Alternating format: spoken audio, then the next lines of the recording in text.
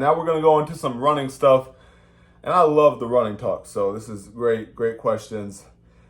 Somebody asked about fat burning, because you can have like you can work out, run a lot, and be in a calorie deficit, and you'll lose weight, but you won't really burn all your fat. So you could lose a lot of weight, but you still, you still got a dad bod in the stomach, or you still got a little stomach. You know what I mean, right? So what I would say to that is something I've had a lot of people told me about: high intensity, shorter runs. So even if it's, not, you're not running for 30 minutes, it's like shorter, and that can even be like short interval sprints. They like those. Have really good results for fat burning.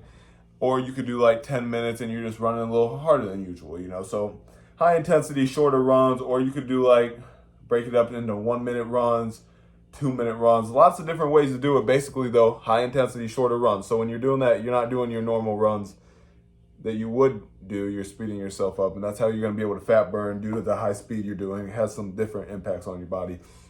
As someone who runs every day, is it good to be in a calorie deficit? So that's really based on what's your goal. If you want to lose weight, then yes, it's great to be in a calorie deficit, because the more of a deficit you're in, the more weight you're losing. And I can also talk about like the calorie deficit and how many pounds that will equal and all that stuff here in a minute too, before this video goes down. But basically, yeah, if you're running every day, it's good to be in calorie deficit if you want to lose weight. If you don't want to lose weight, you kind of want to maintain, then you don't want to be in a deficit. How to run farther? This is a question I get a ton because of my ability to run long distances and not really get tired. So what I'm going to say is this. I'm basically going to tell you to do what I did. Start small distances. I didn't just go out there one day and run like 20 miles or even 10 miles. After a while, I pushed it higher than most people would, but start small. I ran 1 mile every day for a month back in December, like last December, not this past December. So I wasn't running, 30 miles at that point in time. I was just taking the short distances, 1 mile every day, consistency, or even a couple times a week, 3-4 miles. And then this is another thing. If you want to start increasing your distance, a lot of you guys, how do you increase your distance? How do you start running farther? Consistency. And even if you can't run a mile right now, whatever distance you can run that, and then keep doing it a couple days a week. Maybe if you can only run 1 lap around the track, run 1 lap around the track, and then maybe the next day, 10 more seconds I run 0.30. Just keep getting better every day, and then slowly but surely you'll increase. It'll become easier. So that's what I would say. Start off at small distances, 1 mile, 2, 3, 4 times a week. And then the next week, try to increase it to 2 miles. And another thing about how to run farther is your pace. A lot of people, if they go outside, they're going to be trying to run too fast, and that's how you're going to get tired quick. So I want everybody to try to find like a consistent pace. Like I tell people this, they think it's crazy, but when I'm running sometimes, like I'm not even like breathing really different than I would like right now. Right now I'm talking a lot. I'm kind of like, I need to breathe harder right now than I even do when I run sometimes, because like I found such good pace where I get to it and then it's just consistent.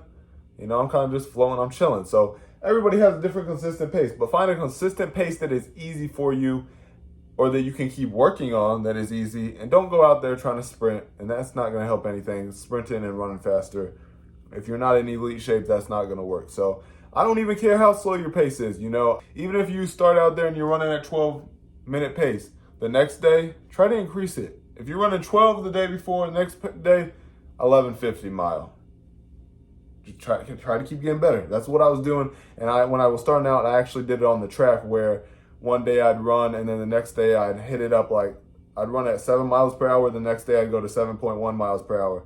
Every day I just kept getting faster, and obviously over time I was able to run farther. So that's some of the advice that I would give you guys about running and consistent. If you guys have any other questions, I'll definitely answer them, and I'm going to keep doing videos. So that's some tips about BMR, losing weight, and I think I was gonna say something else. Oh yeah, calories. So if you're hearing about calorie deficits and you're like, okay, well if I burn 3,000 calories in the day, including your BMR. So say you ran for an hour, you burn 1,000 calories, plus your BMR, I burned 3,000 calories today. and I ate 2,000. So I'm in a 1,000 calorie deficit. Okay, well, what does the deficit mean, like, to pounds and how many pounds I'm going to lose? So 3,500 calorie deficit is about a pound. So you think about that. If you have a 500 calorie deficit, I'm thinking about this on the fly. So if you have a 500 calorie deficit every day of the week, you're going to have a 3,500 calorie deficit at the end of the week. You'll lose about 1 pound, unless everybody burns a lot more calories differently. So it all just depends. But basically, yeah, that's going to be 1 pound, 3,500 calories. So you really only have to be in a 500 calorie deficit every day for a week, and you'll burn 1 pound, you'll lose 1 pound. Imagine you did that for the whole year, 56, how many ever weeks, I don't even know. You lose 50 pounds over the year. So that's basically how many calories you have to be in a deficit to lose a pound, and then so on. So I basically, quick summary, when I started running heavily, like I was trying to lose weight, and I started like running a ton, and you know, I wasn't doing the eat what I want. Now I do, how can I eat what I want and not gain weight? That's what I do now. So I eat all these calories, run all these miles.